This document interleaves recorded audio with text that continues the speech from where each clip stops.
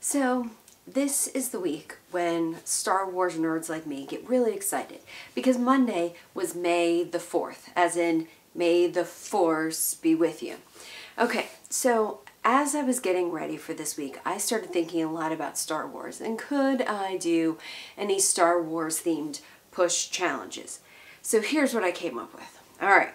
So, of course, Star Wars is all about, keeping Luke away from the dark side. And, of course, Jedis fight with lightsabers. So, I decided for this week's push, picking up steam at home challenges, we'd talk about light and dark. So, when we're thinking about light, it's important to kind of know some important words. If I cast light with my flashlight here, this light is traveling through some transparent plastic. Transparent means that it's a substance that lets most of the light travel through it. So like our atmosphere is transparent. Now then we have things that are opaque, like the plasticky parts here on this mesh. And of course then the diamond parts are transparent. So we can get some of the light through the transparent parts, but then the light is blocked by the opaque parts. Opaque means that the light can't go through it. Or my hand is opaque, where it's not letting the light through. Then there's translucent.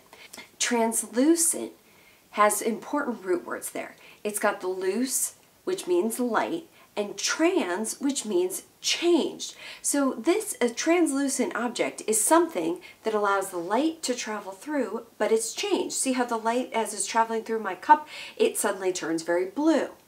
All right, so your challenge for today is, can you paint something using light and using objects that are opaque, translucent, and transparent, okay? So here's an example. I made this in my closet with this big flashlight and a step stool and some different objects. So this was my light painting. Now, it's not very great. I'm certain you can do a better job than I can, but get creative. I did work in my closet so that I could get it nice and dark. I had a nice dark wall to cast that light onto, but you can do it wherever you need to. Now, I do have a couple of recommendations. I found out that it was much better for me to use this flashlight, which you probably can't see on the video, but it just has one really bright bulb. I tried with this flashlight, which has several LED bulbs on the inside of the part, and this is what I got instead. See how it's not as crisp? If you want really crisp shadows, you want something that comes from just one light source. All right, I can't wait to see what you come up with. Go out there and paint some light.